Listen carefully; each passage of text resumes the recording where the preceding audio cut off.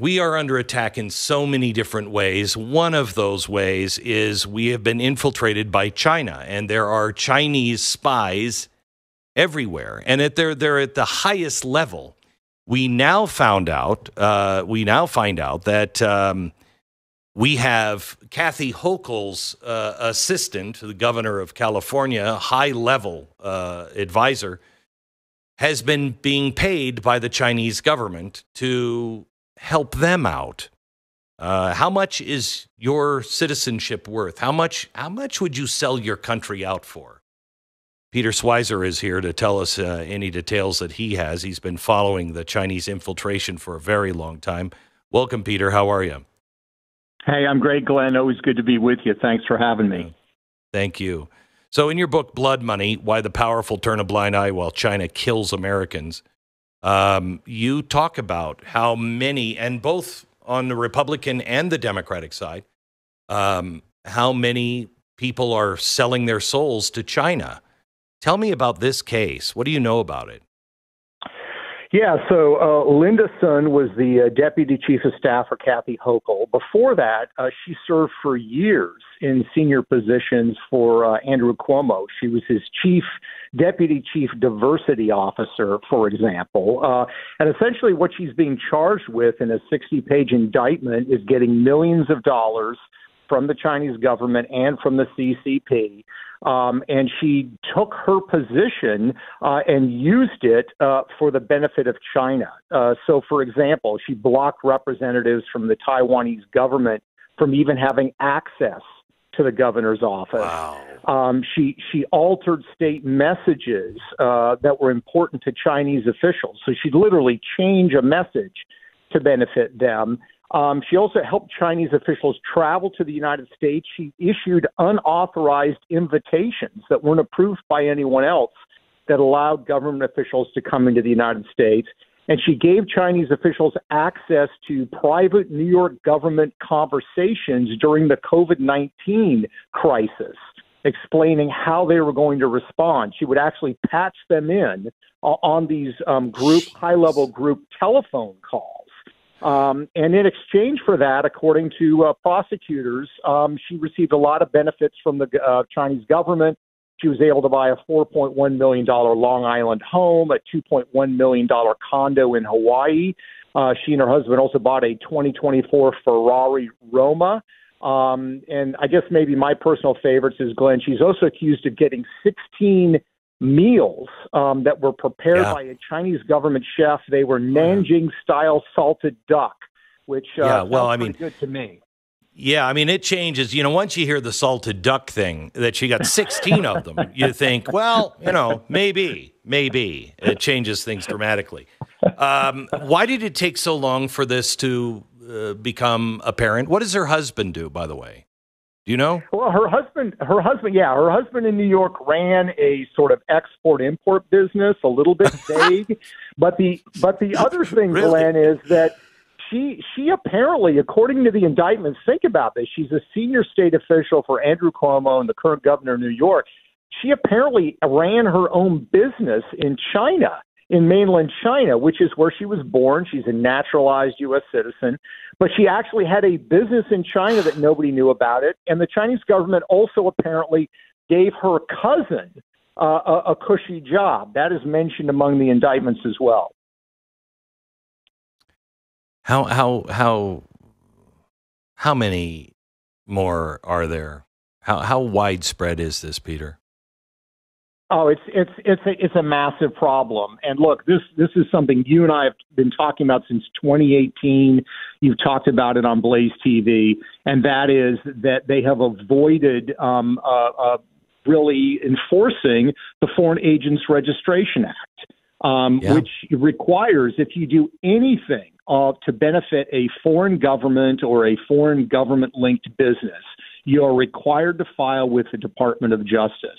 And they didn't really support this law at all. And then, of course, they've used it against various Republicans, which, look, if they're guilty of it, they're guilty of it. They should be charged. Yeah. But it's been selective. This case was a long time coming. And, of course, there is that, I think, strong case for these same violations that took place by Hunter Biden. taking millions of dollars, and yet from the he is not being Chinese charged with anything. Yeah. Correct. Yep. Correct. By the Chinese, by the Ukrainians, by the Romanians, by the Russians. I think you could make a fair case in every one of those instances when it relates to Hunter Biden.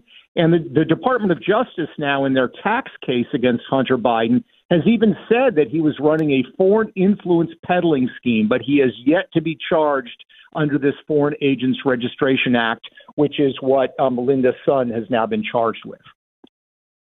And he got more than salted duck. Well, maybe. I mean, I saw some of the videos. He might have. Anyway, let's move on. Peter, I can't thank you enough for all of the work that you have done. My mood never improves after talking to you. But I am appreciative of the knowledge. Can I get a read from you on how optimistic are you that we can turn things around with this election? I'm cautiously optimistic. Look, I mean, the bottom line is we have to be realists.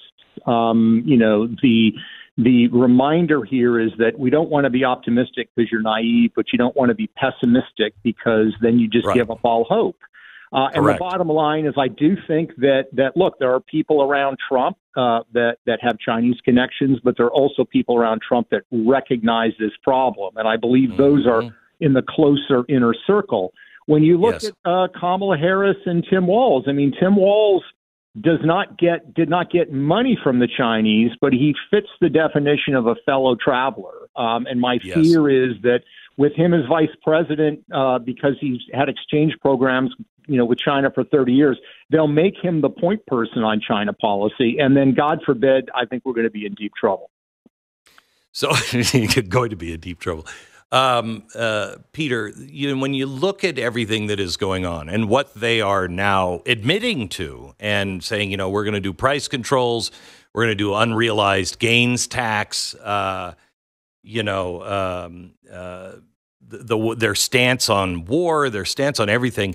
I mean, there is no way that if that's your plan, which is coming together oh so nicely, especially when it comes to controlling free speech all around the world, and we're involved with it in England and in Brazil, there's no way that Donald Trump, that they could allow him to win, because he really is the only thing standing in the way of all of these very nefarious plans. Yeah, I mean, this is the weird place that we are in America, Glenn, where you have, Donald Trump, who sort of breaks all molds.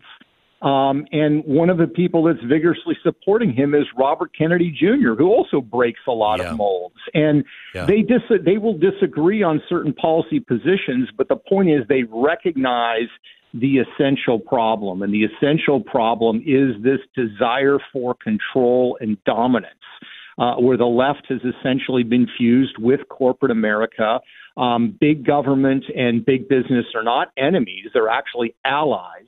And this is the place that we find ourselves. And I think what the Harris campaign is really trying to do is bank that a sizable proportion of the American population, voting population, is going to be ignorant. So they play this game where they talk about these policy prescriptions that really don't have widespread popularity. This tax on unrealized gains is just ridiculous, but they're obscuring it enough to where they think that a lot of people won't even be aware that that is her position. That's the game that they're playing, and I still want to have enough faith in America that people are going to see through that and understand what's going on.